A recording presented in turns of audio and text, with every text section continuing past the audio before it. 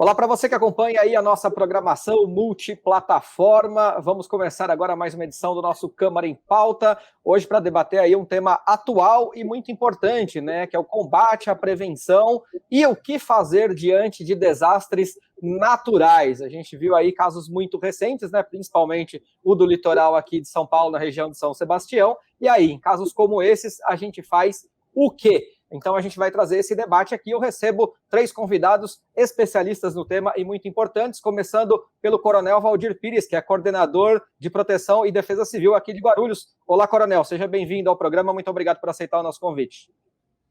Bom dia a todos. É uma satisfação estar aqui no programa da TV Câmara. Também com a gente a Regina Alvalá, que é diretora substituta do CEMADEM, o Centro Nacional de Monitoramento e Alertas de Desastres Naturais. Regina, muito obrigado por aceitar nosso convite. Bom dia a todos. Eu que agradeço, em nome do CEMADEM, o convite para participar dessa conversa. E também com a gente o Fabrício Dalmas, que é coordenador de mestrado em Mudanças Ambientais e Inovações Sustentáveis da Universidade UNG, conhecida aqui popularmente como UNG. Olá, Fabrício, obrigado por aceitar o nosso convite. Bom dia, Leandro. Bom dia, doutora Regina Alvalá. Bom dia, doutor Coronel Valdir. Bom dia a todos os nossos ouvintes e obrigado pelo convite. Maravilha. Vamos então começar esse debate aí. Eu queria que vocês definissem, eu não sei quem é o mais capacitado, mais competente, todos são, na verdade, né? Mas para que tecnicamente pudesse me definir o que é considerado um desastre natural. Fica à vontade aqui para... Pode ser a Regina? Regina, por favor, o que a gente pode considerar um desastre natural? Bom, eu vou começar fazendo, digamos assim, com perdão, né, uma correção. Hoje, a gente não usa mais o termo desastre natural, né?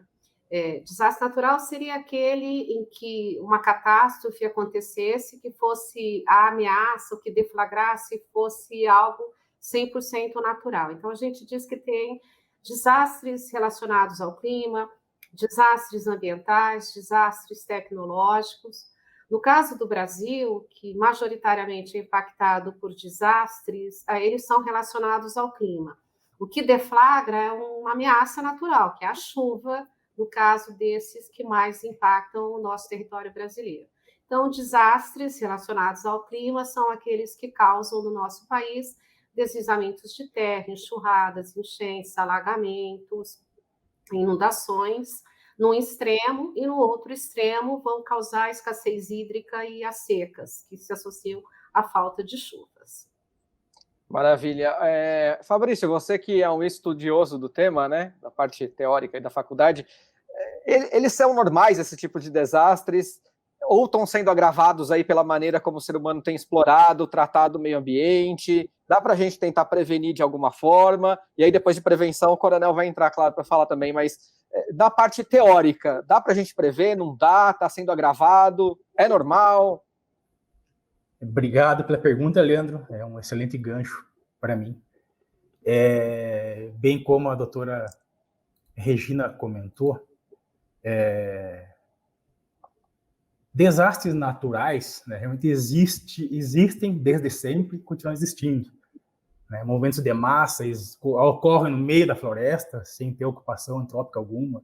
Inundações ocorrem no meio, também não há ocupação alguma humana. O que acontece é que a gente potencializou esses eventos com os problemas, com alguns impactos. Né? Acho que eu vou usar 5 minutinhos da minha fala aqui, que eu acho interessante entender um pouquinho do porquê que estão essas consequências sociais, né, advindo desses movimentos de massa, inundações. Né? O que aconteceu? Por que nós estamos ocupando áreas que nós não deveríamos estar ocupando? Né? Que a própria natureza já nos diz, né, entre aspas, né, onde não deveria ocupar. Né? Acho que é interessante voltar um pouquinho, acho que a fala posterior do Coronel vai seguir, talvez aproveita essa minha fala. Na década de 40, praticamente apenas 1/3 da população brasileira vivia nas cidades, né? 2/3 da população brasileira vivia na zona rural. O que aconteceu é que, nas décadas seguintes, né, principalmente o governo Getúlio, Juscelino, começou então a aceleração da industrialização nas áreas urbanas. E isso, então, acelerou o êxodo rural. As pessoas saíram do campo para ir até as cidades na busca desses empregos que tivesse menos, então, uso da mão de obra, né, da força humana. Consequência desse êxodo rural é aumento de problemas ambientais, sociais, urbanos, crescimento do mercado informal. E essas pessoas que foram para a cidade acabaram ocupando, obviamente que não houve má fé, né? Eu acredito na grande maioria delas, não houve intenção de ocupar áreas que haveria riscos para ela e familiares. Daqui a pouquinho eu vou voltar nesse assunto. Já em 65, tá, nosso primeiro Código Florestal, né, hoje, claro, está revogado, né, a Lei 4.771, já se falava em área de preservação permanente. Né, e no finalzinho do inciso 2 do artigo 2º, até fala, né, que as funções dela, né, também é proteger o bem-estar das populações humanas. Atualmente, nós temos o atual Código Florestal, né, de 2012, Lei 12.651, então nós temos lá no artigo 4º, tem 11 incisos que classificam as 11 categorias de áreas de preservação permanente. Então, se quem está nos assistindo hoje, depois tiver interesse, procura lá ler essa lei, vai entender que essas 11 classes, você entendeu a importância delas, do porquê que não deve ocupar várzea de rio, né, áreas com declividade maior de 45 graus, enfim, temos outras 9 classes aí.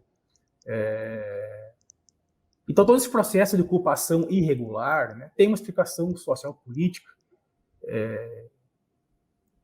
E fechando minha primeira fala, né, se perguntou se tem como prever. Prever até tem, agora a parte de controlar, aí o coronel vai saber dizer, aí não é a minha, né, mas vou dar um exemplo, posso dar um exemplo só dando uma previsão, bem rapidinho? Claro. E em 2017, um aluno meu, aqui na UNG, ele defendeu um mestrado, o Márcio Mazano, engenheiro. Ele fez um mestrado, eu estou aqui na tela, análise da vulnerabilidade a inundações da bacia hidrográfica do rio Baquirivu-Guaçu, Guarulhos. Né? Então, ele analisou a bacia do Baquirivu, parte de Guarulhos, né? A bacia ela pega parte também da cidade vizinha. Então, através de geoprocessamento, cartografia, tá? A gente faz alguns mapas, trabalha com eles e gera informações através disso.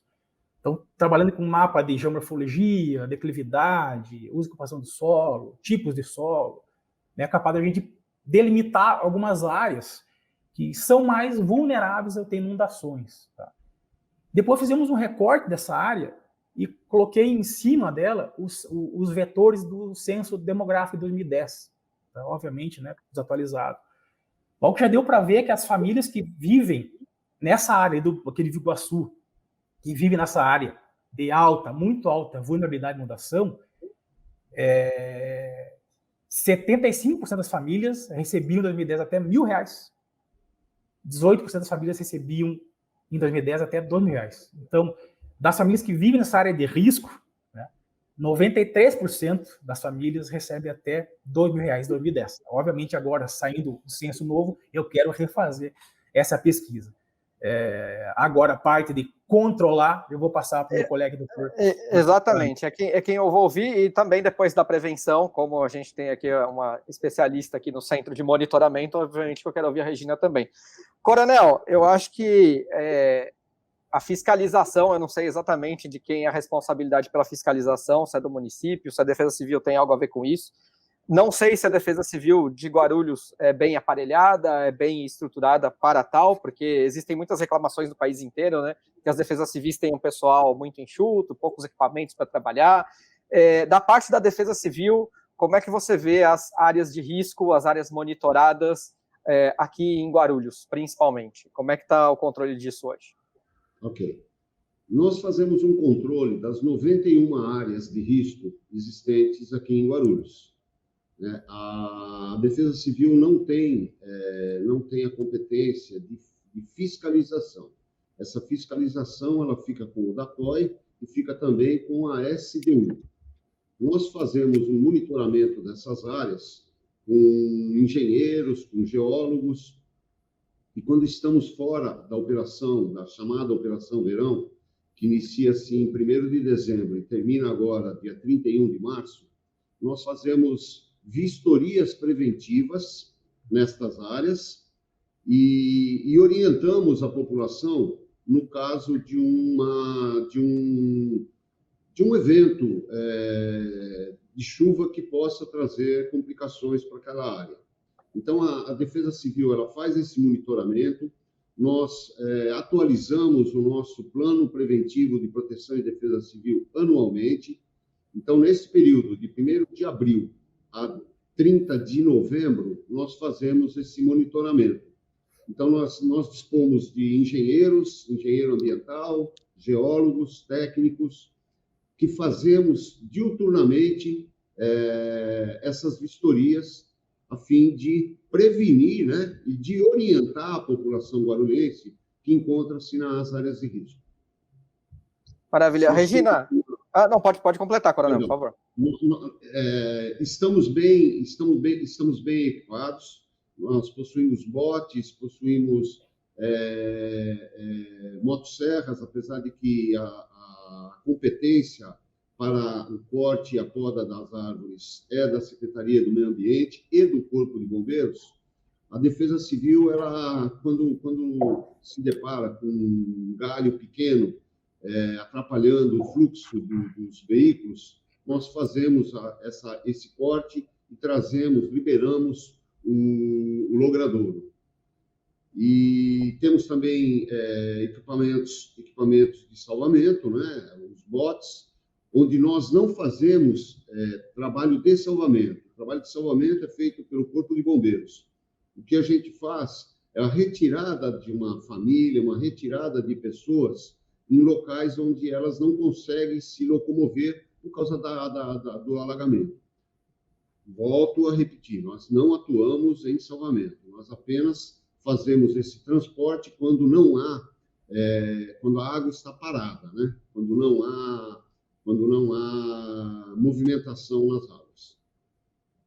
Tá ótimo, deu para entender bem, sim. Depois a gente vai falar um pouco das áreas de risco de Guarulhos, mas queria ver aqui com a Regina, por exemplo, no caso de São Sebastião, o próprio CEMADEM, né, disse que tinha alertado a Defesa Civil 24 horas antes.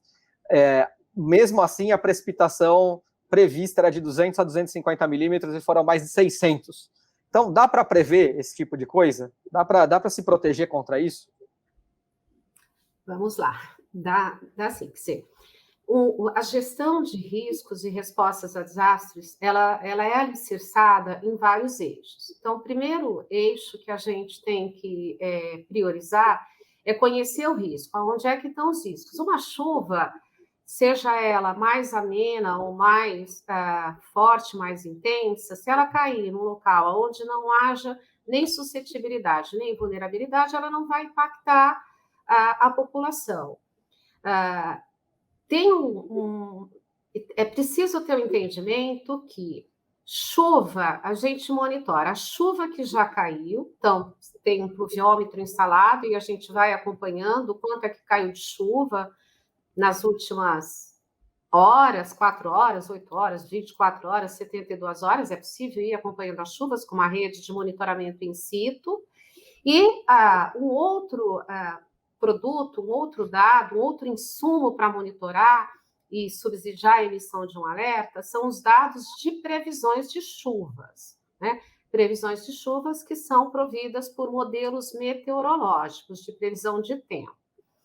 Prever chuva é muito difícil, porque é uma variável que não é contínua e os modelos, eles não são 100% precisos, tá? Então, dizer que vai chover 235 milímetros, isso vai estar associado com uma previsão do modelo, vai depender da hora que o modelo foi rodado e para quanto tempo para frente, para as próximas 6 horas, né? Você não vai prever para as próximas 24 horas, normalmente você prevê para as 24, mas daqui 6 horas roda de novo o modelo e tem uma nova previsão, e assim sucessivamente. Então, para fazer a gestão de risco é fundamental conhecer o risco, monitorar e alertar, se municiando dos dados das chuvas já caídas, das previsões de tempo, de dados de descargas atmosféricas, por exemplo, de dados de estimativas de chuvas providos por radares meteorológicos, de dados de chuvas providos por sensores a bordo de satélites atmosféricos, conhecendo também os limiares críticos que vão deflagrar um deslizamento ou o nível crítico que o rio vai subir ou que a bacia hidrográfica vai subir, que vai causar um alagamento, uma inundação.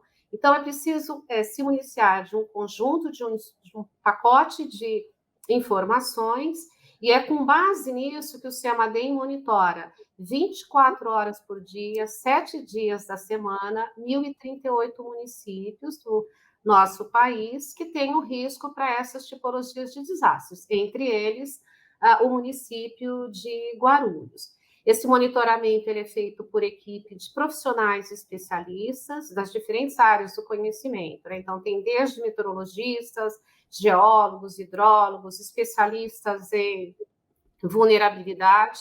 Então, funciona quase como se fosse, né, o nosso centro de monitoramento. Um UTI de hospital com vários profissionais e que vão acompanhando, e aí, óbvio que precisa conhecer também os limiares críticos para cada área de risco mapeada, né? Como o coronel há pouco destacou, tem 90 e tantas áreas de riscos no município de Guarulhos.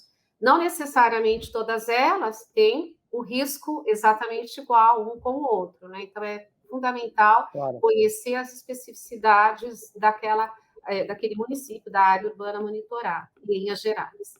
E a gente vê que mesmo assim, né, mesmo com toda essa tecnologia, a gente não consegue ainda dominar muito bem a natureza, faz parte, exato, né? Dá para atenuar grandes tragédias, talvez melhorar um pouco, mas evitar o problema, evitar estancar é impossível. Eu vou fazer aqui uma pausa. Fazer um pequenino complemento, que além de conhecer o risco, monitorar e alertar, há outros eixos, né, subsequentes que a gente pode conversar depois do intervalo. Isso, perfeito. Eu só vou fazer uma pausinha aqui para a gente não estourar muito o bloco, porque já estourou um pouquinho, a gente vai beber aquela água. Daqui a pouco a gente volta falando mais dos desastres naturais. Quero ouvir principalmente do coronel aqui quais são as principais áreas de risco de Guarulhos, como é que está esse monitoramento hoje, se nós temos um sistema de alerta, e aí, claro, a Regina complementa com isso, a participação aqui do Fabrício também, falando pela parte aí das mudanças ambientais e climáticas, o quanto isso tem afetado também esses desastres todos. Aí a gente faz uma pausa e já volta.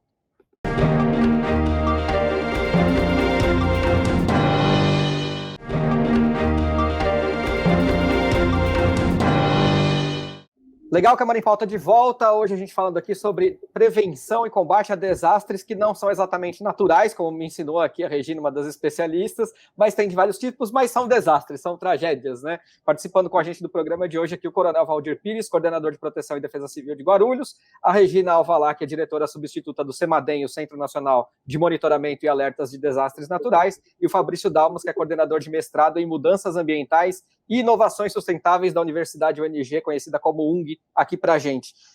Agora eu vou fazer um pouco o caminho inverso aqui nesse bloco, eu vou começar pelo Coronel. Coronel, você falou em 91 áreas de risco em Guarulhos. Como é que está o monitoramento dessas áreas? Que áreas têm sido mais afetadas? Existe um sistema de alerta para avisar a população desses problemas, dos riscos, das dificuldades? Enfim, queria que você desse um panorama aí dessas áreas de risco de Guarulhos. Então, nós temos diversas áreas, conforme a Regina falou. Algumas áreas elas são afetadas por deslizamentos e também por inundações. As áreas que dão problema são aquelas onde ocorrem as grandes precipitações. Nós estávamos aqui monitorando, e a gente fica monitorando o clima, né, através dos nossos pluviômetros, através das chamadas que o CEMADEM manda para nós, o CGE também do Estado manda quanto de precipitação vai ter na cidade de Guarulhos. O que acontece é que, por vez, muda o vento e, por exemplo, teve um dia aqui que estava previsto chover de 5 a 10 milímetros, o que é pouca coisa.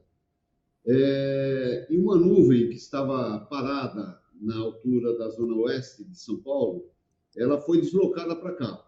E aqueles de 5 a 10 milímetros virou 70 milímetros. Quer dizer, então, 70 milímetros numa área só, realmente ela traz complicações, né? Nós temos aqui algumas áreas problemáticas. Quais são? Jardim Fortaleza, onde ocorrem deslizamentos, o Núcleo Cabo Sul também, deslizamentos, áreas de enchentes, aqui na Maria Paula Mota, aqui no Jardim Cumbica, na comunidade da Sata, nós temos também alguns problemas com inundações. E também a área central, né? Por vezes, a área central ela é atingida e nos locais baixos ocorrem aquelas inundações. Por vezes, essas inundações são apenas do viário, não afetam as residências, não afetam o comércio, e eles, conforme vão desaguando, né, essas águas vão baixando e vão nos trazendo menores transtornos. Nós fazemos um monitoramento quando a chuva ela é por dias seguidos, a gente põe o nosso pessoal técnico para fazer vistorias preventivas nas áreas onde podem ocorrer os deslizamentos. Agora, as enchentes, nós dependemos da quantidade de chuva que cai, né? E dependendo do local também, ele pode trazer grandes ou pequenos transtornos para a população guarulhense. E a gente espera que as pessoas aí sejam alertadas. Eu só tinha, só para concluir, Coronel, perguntar do sistema de alerta. Tem um sistema de alerta aqui das pessoas? Então, nós utilizamos o sistema de alerta do Estado, 40199, onde o cidadão ele se inscreve no SMS e recebe o aviso de quando vai cair a precipitação. O que nós temos também aqui, nós temos contato com os líderes das comunidades, e quando nós temos a previsão que vai chover naquela comunidade, nós entramos em contato através do WhatsApp com esses líderes para que eles façam o aviso nas devidas comunidades. Ok, então existe pelo menos aí uma comunicação. Regina, eu vou devolver a palavra para você então, porque você estava falando, né, da previsão dos equipamentos, das possibilidades, e você queria complementar, e depois então eu vou fazer uma pergunta para o Fabrício, por favor. Ok. Bom, além do que, né, o coronel há pouco destacou das áreas de riscos, é fundamental diferenciar as áreas de riscos nas cidades que são vulneráveis aos deslizamentos de terra daquelas que são vulneráveis às inundações, alagamentos. É fundamental também ir acompanhando, né, a chuva acumulada nas últimas horas, nas últimas 24 horas, 48 horas, porque, por exemplo, para deslizar, vai ter um limiar crítico de chuva que vai diferenciar de área de risco para área de risco, a depender, né, do padrão da construção que está naquela área, do grau de inclinação do porte, se tem mais ou menos vegetação no entorno. Então, conhecer as áreas de riscos mapeadas é fundamental, é crucial, e como é que é a dinâmica de uso e ocupação da terra, né, do uso do solo em cada uma dessas áreas de riscos. A rede de observação... Complementando o que a doutora Regina falou, nós temos essas vistorias, nós fazemos essas vistorias o ano inteiro, né? E quando tem um acúmulo de pluviométrico, né, um acúmulo de chuvas, nós intensificamos essas vistorias, né? Então, a gente, através dos nossos técnicos, a gente percebe algum sinal, degrau de abatimento, alguma trinca, e aí a gente já tem como tomar algumas providências preventivas antes que ocorra o deslizamento. É exatamente como você falou. E a gente tem esse monitoramento, a gente sabe aonde tem o deslizamento, aonde tem a inundação, aonde tem a enchente. Nós temos todos esses dados através das nossas vistorias. Então, isso é super importante, inclusive, coronel, que nos seja repassado. O senhor deve receber, né, como responsável pela Defesa Civil aí do município de Guarulhos, deve receber os alertas emitidos pelo CEMADEM, né? Nós, quando emitimos, hoje os municípios recebem já diretamente do CEMADEM, e esse feedback com o monitoramento nacional, ele é super importante para a gente validar os nossos alertas, para ter dados que vão calibrar modelos de deslizamentos de encosta, modelos geodinâmicos, modelos hidrológicos, modelos de monitoramento de bacias hidrográficas, que também são outros esforços feitos no contexto de um Centro Nacional de Monitoramento e Alertas. E muito importante também, só complementando, né, a gente tem uma rede de monitoramento de equipamentos instalados aí em Guarulhos, que são equipamentos do CEMADEM, então do governo federal, e é muito importante também, né, a parceria da Defesa Civil conosco, nos auxiliando nas manutenções dos equipamentos. Então, mantendo, né, os dispositivos sem folhas, porque cai folha nos baldes dos pluviômetros, às vezes animais pousam, né? Passarinhos gostam de fazer ninho no balde do pluviômetro. Tem uma série de problemas associados com manter as redes, né, em situação ótima de monitoramento. Então, as parcerias, elas são fundamentais, e trabalhar nas diferentes esferas de atuação que vai fazer com que as cidades estejam melhor preparadas para enfrentar aí os desafios, né, que as mudanças climáticas, que já não são mais futuro, né, mas que já estão mostrando, né, as suas atuações no presente, tem fazido com que a gente tenha observado chuvas mais frequentes e mais intensas, com acumulados mais altos do que os próprios modelos meteorológicos são hoje capazes de prever. Perfeito. Depois eu quero que vocês voltem no terceiro bloco para falar das dicas ou do que fazer quando acontece a crise e quando ela está estabelecida. Mas agora eu quero ouvir do professor aqui, do Fabrício. Ela falou aqui, a Regina falou em mudança climática, né? E tem-se estudos, né, de que o planeta realmente está se aquecendo mais, derretimento de geleira, subida de nível do mar, enfim. Fabrício, o que você pode falar, você que é o coordenador de mestrado, justamente nisso, né, de mudanças ambientais, com relação ao presente e a um futuro breve? O que a gente pode esperar daqui para frente com relação a essas questões provocadas aí pela natureza e também, como você colocou, pela ocupação desordenada dos grandes centros metropolitanos e que, infelizmente, a gente não tem fiscalização a contento. Inclusive, depois eu vou falar sobre a questão da fiscalização. Sei que não é sua função, viu, Coronel? Mas no terceiro bloco, para a gente falar um pouquinho da parte daqui de Guarulhos. Por favor, Fabrício. Bom, então, bem rapidamente, eu sei que nosso bloco está finalizando. Ainda é uma questão que gera discussão, né? O planeta está aquecendo ou não? Eu estive no Congresso Brasileiro de Geologia em Manaus, foi em 2009, 2010, e lá mesmo tinham geólogos, né, que acreditavam que sim, não, o planeta está aquecendo, e outros que não. Na verdade, nós estamos numa era interglacial, isso já estava previsto. Enfim, e também geógrafos, outros estudiosos também, existem essas duas vertentes, né? Eu acredito que sim, né? Nós estamos tendo assim consequências não só por causa das ilhas de calor, né, são movimentos mais pontuais nas áreas mais urbanizadas, mas a gente tem reparado assim, mudanças em relação justamente ao que até agora a doutora estava comentando, eventos extremos, né, estão ocorrendo com maior frequência, né? Eventos extremos, obviamente, existiram no passado, mas não com a frequência que a gente tem hoje, né? Isso é registrado já, né? Isso não é opinião minha, isso é registrado em pesquisa. Eu acredito que a gente não pode atribuir também somente a competência do que fazer à União ou ao Estado.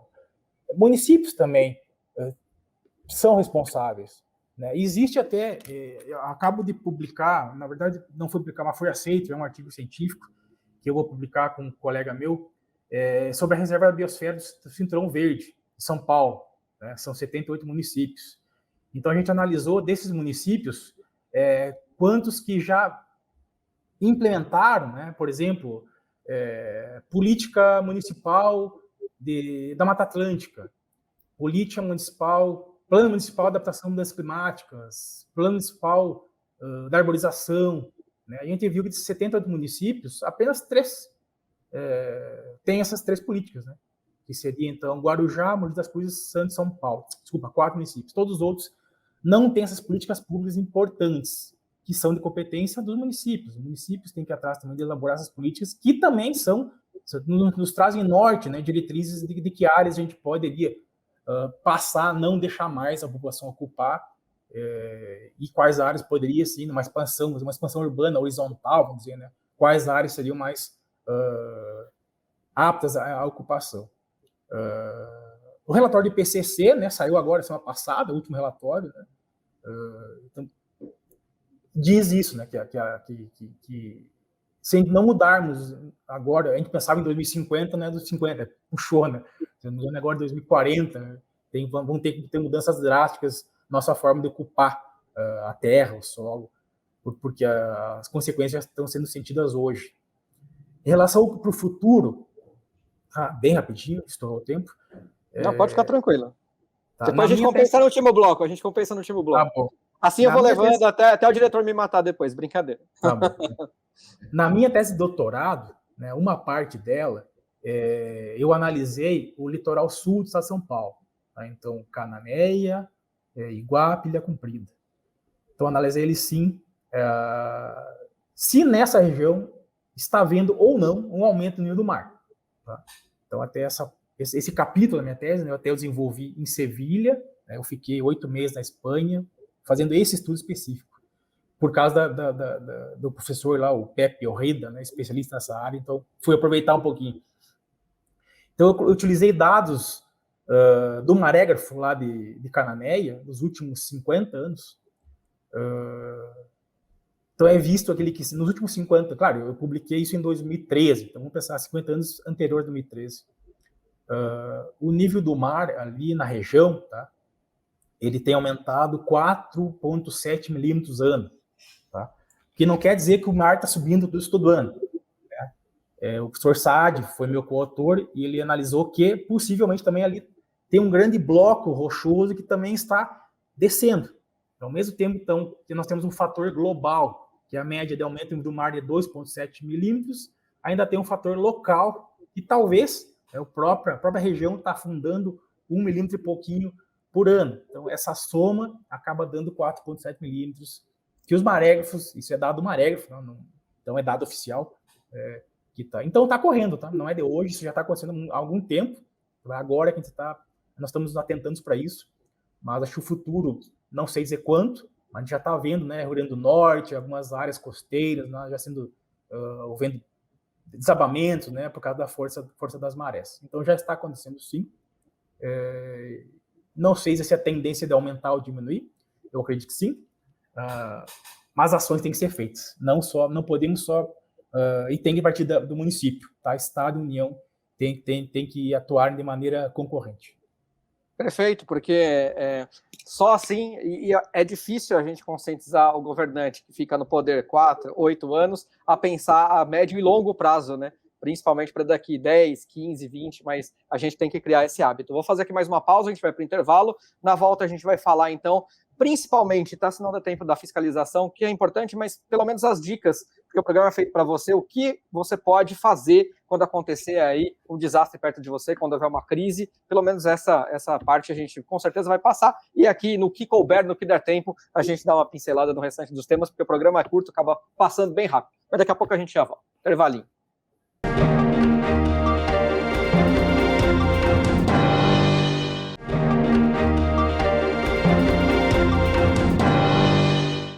Maravilha, Câmara em Pauta já de volta, hoje falando sobre prevenção de desastres naturais, combate e prevenção de desastres, na verdade, né? Não exatamente naturais, mas de tragédias.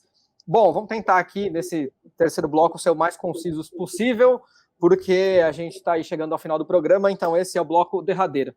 Coronel, primeiro eu queria saber do senhor o que a Defesa Civil aconselha as pessoas a fazerem quando estão diante de uma crise, de um desastre. Acho que principalmente aqui em Guarulhos, os alagamentos ou inundações, como você disse, e os deslizamentos, né? Principalmente acho que é isso que ocorre aqui. O que as pessoas podem fazer quando se defrontam com esse cenário? Bom, as pessoas nunca devem enfrentar uma enchente. Por quê? Porque você não sabe o que tem embaixo. Pode ter um bueiro aberto, pode ter algum pedaço de madeira, pode ter algum obstáculo que você vá passar por essa enchente, por essa inundação, e você acaba sofrendo um acidente. Tá? Então, nunca devemos enfrentar uma enchente. Quando você estiver na rua e começar a chover muito, procure um local alto. Tá? Procure um local alto e aguarde um pouco, aguarde essa chuva passar. E nunca devemos enfrentar esses alagamentos, né? Porque nós não sabemos o que tem embaixo das águas. Tá? Com relação a raios, nunca devemos ficar abrigado próximo a árvores. Por quê? Porque o raio ele atinge aquele local mais alto. E uma árvore pode ser atingida por um raio e esse raio trazer consequências às pessoas. Se você estiver dentro do carro, permaneça dentro do carro, porque você, estando dentro do carro, você está protegido por ele ter os pneus que isolam de um possível raio. Tá? Então, essas são as dicas que a gente faz, né? Nunca enfrentar uma enchente e não parar próximo a árvores. E, se possível, se manter dentro de casa. Ah, mas eu tenho um compromisso. Adie esse compromisso, nunca enfrente uma enchente.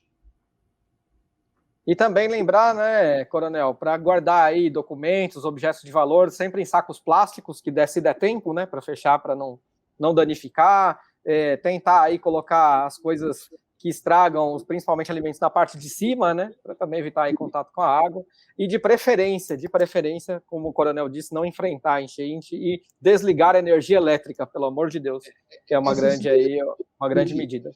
Que a gente passa para o munícipe, que vive em área de risco, né? Quando começar a chover, e a gente já deu esse alerta de alguma forma, ou através do 40199, onde você recebe o SMS dizendo que vai chover naquela localidade, ou através que a gente avisa os líderes das comunidades para que avisem as pessoas. Essas pessoas elas já elevam os alimentos e procuram guardar documentos, aparelhos eletrônicos na parte de cima, né? Já ali uma prevenção, né, Coronel? Isso são as orientações que a Defesa Civil passa para as comunidades. Coronel, só uma questão que eu acho que é importante a gente falar, rapidamente, dentro dessas dicas, porque, evidentemente, se você, de repente, está vendo ali seu filho, sua filha, correndo risco de morte, né? É uma criança, enfim, um animal de estimação, e aí você quer, o seu instinto, primeiro é tentar salvar. As pessoas devem tentar salvar as pessoas, mesmo se houver uma enchente, como é que faz nesse caso aí? Porque a pessoa vai entrar em desespero, a gente sabe, né? Na realidade, você tem que prevenir, né? Você tem que ficar num local alto, né? Pegar animais, pegar crianças, pessoas idosas, né? Procurar sempre ficar no local alto da casa, né? Da residência. Não, ok, mas não deu tempo. Tem alguém no meio da enchente ali, você tem que esperar o bombeiro chegar ou você vai ali fazer alguma coisa? A situação é que vai dizer se você tem condições ou não de fazer esse tipo de salvamento, né? De segurar essa pessoa, de pegar esse animal de estimação. Normalmente, o que você tem que fazer é fazer a prevenção antes que ocorra a inundação. Perfeito, Coronel. Regina, a gente falou um pouco aí das pessoas, né, dos desastres, primeiro da natureza, mas não dá para culpar só a natureza, né? A gente não pode culpar só os agentes aí que a gente não tem controle. A gente falou aqui com o professor Fabrício da modificação das cidades, da parte da revolução industrial, da parte climática também, que muito é consequência da atuação do ser humano no planeta. E, evidentemente, as pessoas precisam de um pouco mais de consciência também, né? Estando aí principalmente nessas áreas de risco. Como é que as pessoas podem se educar, podem criar consciência para tentar aí não passar tantos apertos? Então, no contexto de gestão de riscos e de desastres, além de se conhecer o risco, de monitorar e alertar, de comunicar à população, né, quando da iminência de um evento que vai se transformar num desastre. É fundamental também esforços voltados em educação para a percepção do risco de desastres. E por que isso é importante? Porque muitas vidas podem ser salvas se o cidadão, né, que tem que ser o seu principal agente de salvaguarda da vida, ele tenha minimamente conhecimentos. O coronel há pouco, né, elencou uma série de ações que as pessoas podem e devem adotar para se proteger, e isso é fundamental.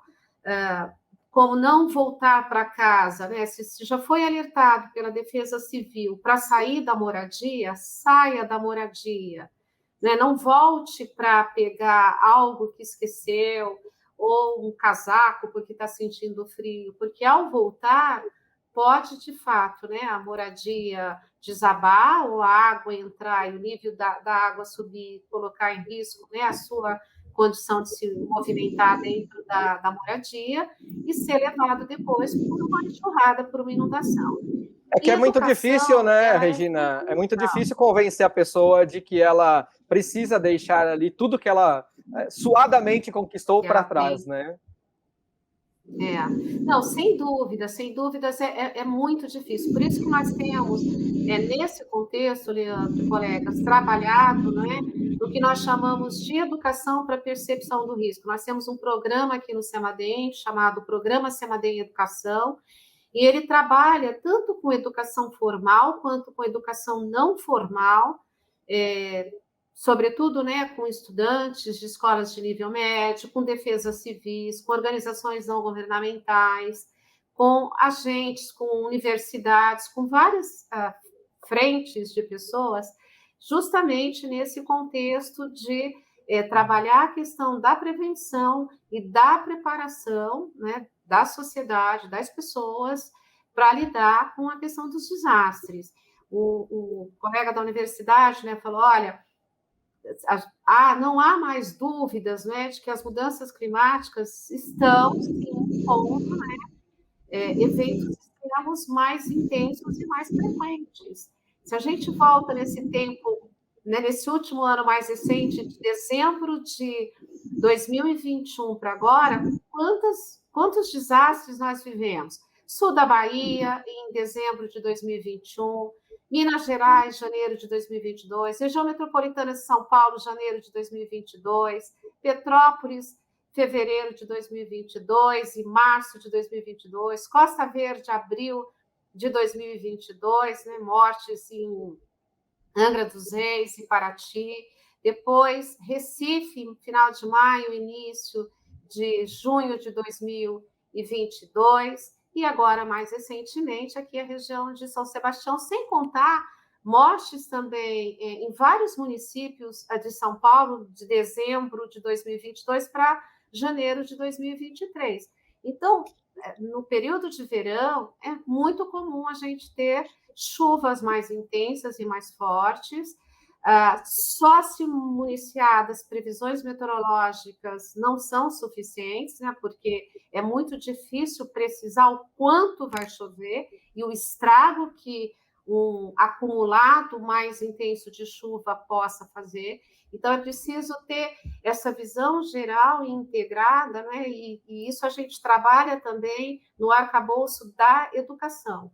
Então, que a gente faça. Eu gostaria de registrar parabéns para Guarulhos, né, ao ouvir o coronel mencionar que tem os líderes comunitários, né? Isso é muito importante, porque o desastre ele acontece lá no endereço A, no endereço X. Então, só quem conhece a dinâmica da sua moradia, quem está na moradia, que às vezes fez um puxadinho a mais, que não viu que o lixo não foi e está entupindo um bueiro perto. Então, a todas as esferas, né, precisam atuar em conjunto para que realmente a redução de riscos ela seja efetiva. É isso, e algo bem pontual mesmo. Fabrício, Deixa eu só passar para o Fabrício, Coronel, porque a gente está apuradinho no tempo aqui, então não posso ficar nesse bloco sem ouvir falar dele. Fabrício, até complementando aí a fala da Regina, os índices pluviométricos aqui acumulados em Guarulhos em 2023, por exemplo, já ultrapassaram os do ano anterior, já registraram um acúmulo de 884 milímetros, um aumento aí de mais de 264, quase 265 em comparação ao período de dezembro de 2021 a fevereiro de 2022. Então, são mudanças climáticas. É possível traçar um plano de adaptação às mudanças climáticas nos municípios ou é utopia? Como é que se faz sair do papel, no seu entendimento? É possível, sim. Inclusive, muitos municípios brasileiros estão deixando, inclusive, de angariar recursos com isso.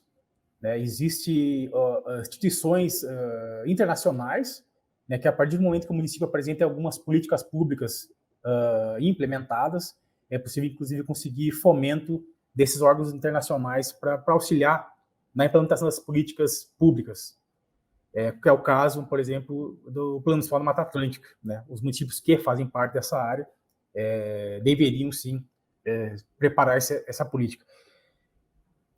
Algumas cidades da Europa, vou dar um exemplo aqui, tá? Se eu não me engano agora, Madrid, olha só o exemplo. Talvez eu esteja fugindo o nome, mas chamou ele assim. Estão revertendo alguns processos urbanísticos. Né? O que nós aqui, a gente acabou fazendo muito nas grandes cidades aqui do Brasil? A gente canalizou os rios. Né? A gente vê, volta e meia, Belo Horizonte, né? Tem aquele rio canalizado que atravessa a cidade, transbordando.